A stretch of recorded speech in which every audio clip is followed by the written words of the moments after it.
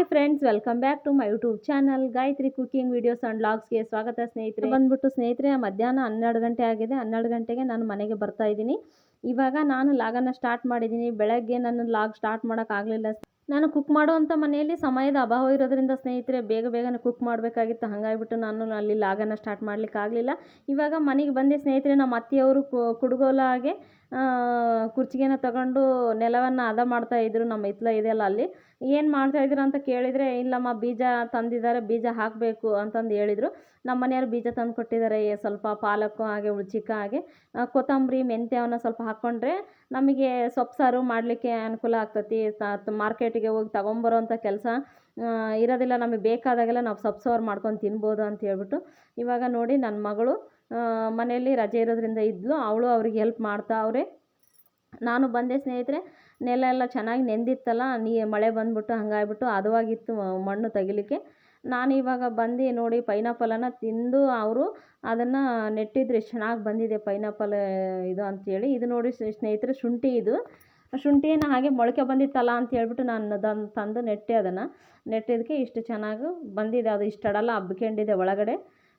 ನೋಡಿ ಈ ರೀತಿ ಎಲ್ಲ ನಮ್ಮ ಅತ್ತೆಯವರು ತೆಗಿತಾ ಇದ್ದಾರೆ ಇವಾಗ. ಅದಕ್ಕೆ ಸ್ವಲ್ಪ ನಮ್ಮ ಮಗಳು ಸಹಿತ ಅವನ್ನ ಇಲ್ಲೇನು ಮೆಣಸಿನ ಬೀಜದ್ದು ಸಸಿಗಳನ್ನು ಹಾಕಿದ್ವಲ್ಲ ಸ್ನೇಹಿತರೆ, ಅಗಿಗಳನ್ನು, ಅವಳು ಕಿತ್ತುತ್ತಾ ಅವಳು ಈ ಕಡೆ ನಾನು ಬಂದುಬಿಟ್ಟು ನಾನು ಮಣ್ಣನ್ನು ಸಡಿಲ ಮಾಡ್ತಾ ಈ ಕಡೆ ಕೆಲಸದಲ್ಲಿ ಭಾಗಿಯಾದೆ ಸ್ನೇಹಿತರೆ. ಇವಾಗ ಜಲ್ದಿನೇ ಸ್ವಲ್ಪ ಇದನ್ನು ಮಾಡಿಕೊಟ್ಟು ಹೋಗೋಣ. ಹೊಟ್ಟೆ ಹಸಿವು ಬೇರೆ ಆಗಿತ್ತು. 12:30 ಆಗ್ಲಿಕ್ಕೆ ಬಂದಿತ್ತು ಸಮಯ.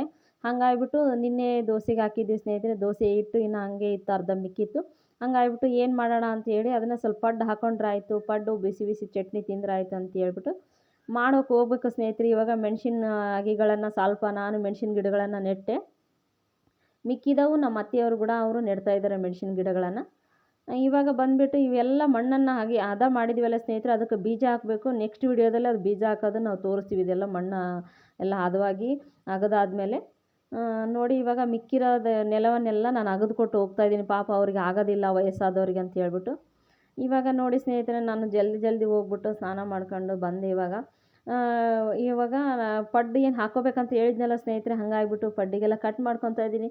ನನ್ನ ಮಗಳು ಟ್ರೈಪಾಡ್ ಇಟ್ಟು ಹೊಟ್ಟೆ ಬೇರೆ ಹಸಿವಾಗಿತ್ತು ಸ್ನೇಹಿತರೆ. ಟ್ರೈಪಾಡ್ ಇಟ್ಟು ವೀಡಿಯೋ ಮಾಡೋಕೆ ಇಡಮ್ಮ ಅಂತಂದರೆ ಅವಳು ಉಲ್ಟಾ ಇಟ್ಬಿಟ್ಟಿದ್ಲು. ಹಂಗಾಗ್ಬಿಟ್ಟು ನಾನು ನೋಡ್ಕೊಂಡು ತಿರುಗಿಸ್ಕೊಂಡೆ ಸ್ನೇಹಿತರೆ. ಇವಾಗ ಅದನ್ನು ಸ್ಕಿಟ್ ಮಾಡೋಕ್ಕೆ ಬರಲಿಲ್ಲ ಸ್ನೇಹಿತರೆ, ಯಾಕಂದರೆ ಒಂದೇ ವಿಡಿಯೋದಲ್ಲಿ ಕ್ಯಾಪ್ಚರ್ ಮಾಡಿದ್ರಿಂದ ಸ್ಕಿಟ್ ಮಾಡೋಕ್ಕೆ ಬರಲಿಲ್ಲ.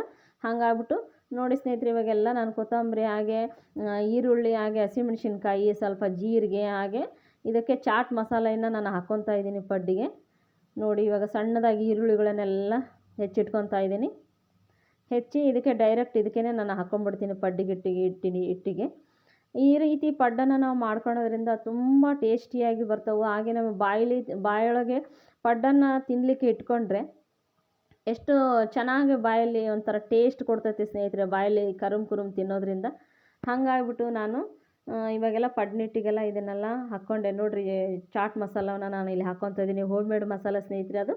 ಹಾಗೆ ರುಚಿಗೆ ತಕ್ಕಷ್ಟು ಉಪ್ಪನ್ನು ಹಾಕ್ಕೊಂಡ್ಬಿಟ್ಟು ಇವಾಗ ಫೈನಲಿ ನಾನು ಇದನ್ನೆಲ್ಲ ಮಿಕ್ಸ್ ಮಾಡ್ಕೊಂಡು ಇವಾಗ ಬಿಸಿ ಪಡ್ಡನ್ನು ಹಾಕ್ತಿದ್ದೀನಿ ಸ್ನೇಹಿತರೆ. ಬನ್ನಿ ನೀವು ಟಿಫನ್ ಮಾಡಿ ನಮ್ಮ ಜೊತೆಗೆ.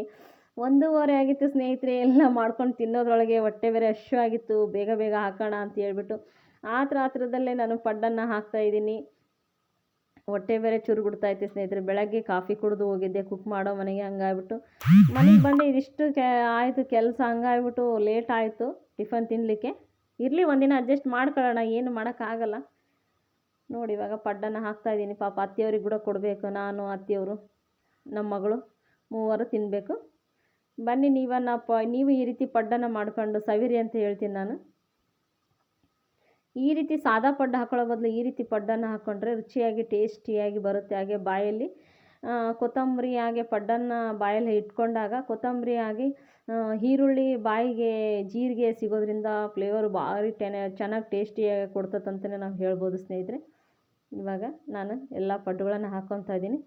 ಬನ್ನಿ ಸ್ನೇಹಿತರೆ, ಯಾರೆಲ್ಲ ನನ್ನ ಚಾನಲ್ನ ಸಬ್ಸ್ಕ್ರೈಬ್ ಮಾಡಿಲ್ಲ ಪ್ಲೀಸ್ ದಯವಿಟ್ಟು ಸಬ್ಸ್ಕ್ರೈಬ್ ಮಾಡಿ ಅಂತ ನಾನು ಕೇಳ್ಕೊಳ್ತೀನಿ. ನನ್ನ ವೀಡಿಯೋ ಸ್ನೇಹಿತರೆ ಇನ್ನೂ ಭಾಳ ನಾನು ಲಾಂಗ್ ವೀಡಿಯೋಗಳನ್ನು ಮಾಡಿ ಹಾಕ್ಬೋದು.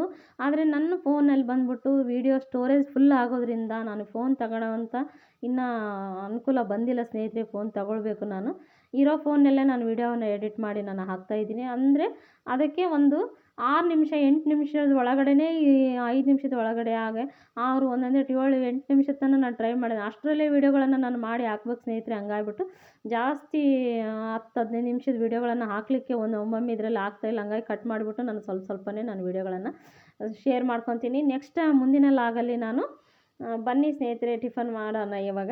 ಇದನ್ನೇನು ಟಿಫನ್ ಅನ್ಬೇಕು ಊಟ ಅನ್ಬೇಕು ಗೊತ್ತಾಗ್ತಿಲ್ಲ ಸ್ನೇಹಿತರೆ. ಹಂಗಾಗ್ಬಿಟ್ಟು ಹೊಟ್ಟೆ ಹಸಿವಾಗೈತಲ್ಲ. ಅವ್ರು ನಮ್ಮ ಮನೆಯವ್ರನ್ನ ಕೇಳಿದ್ರು, ಇನ್ನೂ ಬಂದಿಲ್ಲಲ್ಲ, ಇಲ್ಲ ಸ್ನಾನಕ್ಕೆ ಹೋಗ್ಯಾರ ಇನ್ನು ಅಂತ ನಾನು ಹೇಳಿದೆ. ಹಂಗಾಗ್ಬಿಟ್ಟು ಇವಾಗ ಅತ್ತೆಯವರು ನಾವು ನಾಷ್ಟ ಮಾಡ್ತಾಯಿದ್ದೀವಿ ಈಗ.